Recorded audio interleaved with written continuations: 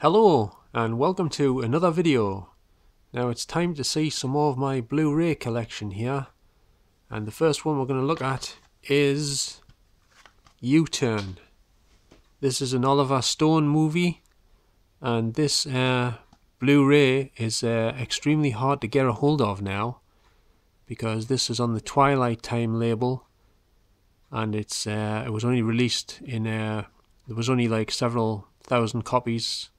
It's like something like, I don't know, it's 20,000 or 2,000 copies of released worldwide, I think. But this is one of my favourite films, and of course it stars Sean Penn, if I can only hold it right. It stars Sean Penn and Jennifer Lopez, and Nick Nolte's in there as well. And it's a really good, I think it's like a film noir, I think you call it. It's set in the desert out in I think Arizona somewhere. And there's some really funny sequences in this, really funny scenes. Sean Penn gets into all sorts of difficulties. He loses his money, his train ticket, and all sorts of stuff happens to him. All because of Jennifer Lopez. He goes lusting after Jennifer Lopez and gets into all sorts of bother and what have you. But if you want to get a hold of this film, I can tell you it isn't cheap. You can find it on eBay sometimes, but it's quite expensive. So if you want a copy, be prepared to splash out a bit on this one. And next we have our idiot brother. I was nearly going to say my idiot brother. I do have a brother, but he's not an idiot, I can assure you. But I haven't watched this one yet, but it stars Paul Rudd, and I've always liked his acting abilities, and I like quite a lot of his films, including Ant-Man. But he's done a lot of comedy films before he did Ant-Man. He was probably best known for doing comedy films. So, and that's him with a beard on the back there. I got this one quite cheap actually a while ago, so I didn't pay too much for it. I should have thought this out better. I'm in an awkward angle here. Next one we have is Meridian, which is also known as Phantoms. I've got it on DVD as Phantoms, but on DVD it's only available in the full screen aspect ratio. And this stars Sherilyn Fenn, and in the film she sort of meets this guy who she's like really attracted to, and it turns out he's like he's some sort. He transforms into some sort of creature at certain times, mainly at night, and he's got a twin brother who also transforms into a creature, I believe. He's a big hairy beast. It's a bit like Beauty and the Beast sort of thing, only it's more of an adult version of it. It's not exactly like Beauty and the Beast, but it does have beauty and it does have a beast. Well, two beasts to be precise, I think. The transfer on this I wasn't that pleased with, but I really like the film, and the music's by Pino Donaggio, who is one of my favourite composers, and he also did the music for Body Double, Brian De Palma's Body Double, which is one of my favourite films of all time. And next we have High Fidelity with John Cusack. Now this is the Australian version. Yeah, I think you can get it on Region A American release as well, but I decided to go for the Australian one. I think it was slightly cheaper. Well, this is a good film. It's a good romantic comedy film about music.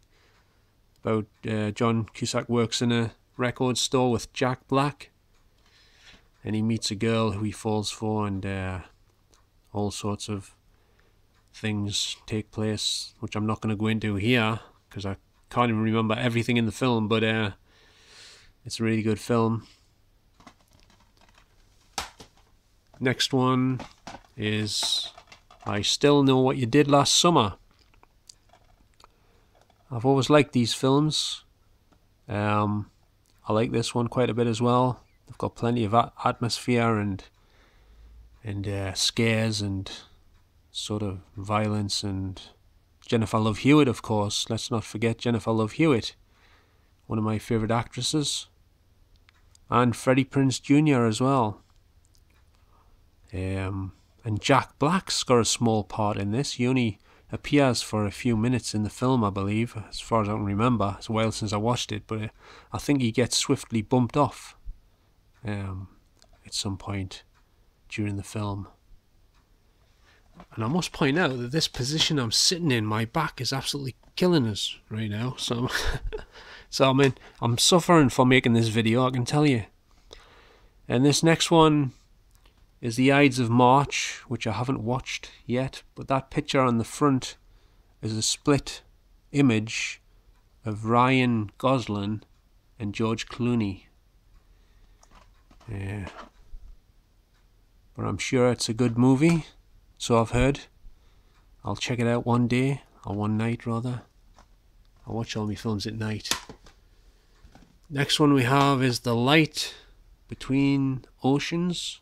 Another one I have yet to watch yet, but it's got Michael Fassbender in it, and I liked him in the film Fish Tank, which was a really good movie. I think that was one of his, I don't know if it was his first film, but I think it's one of his one of his early performances.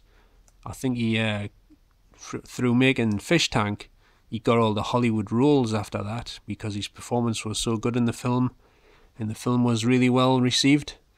But this is a romantic drama, I believe, and I've yet to check it out, like I say. Right. Next we have Action Jackson with Carl Weathers and the late Vanity, who was at one time Prince's girlfriend. It's strange because Prince passed away and Vanity passed away, like I think slightly before he did, but they were both not far apart from each other, and they were both relatively young as well.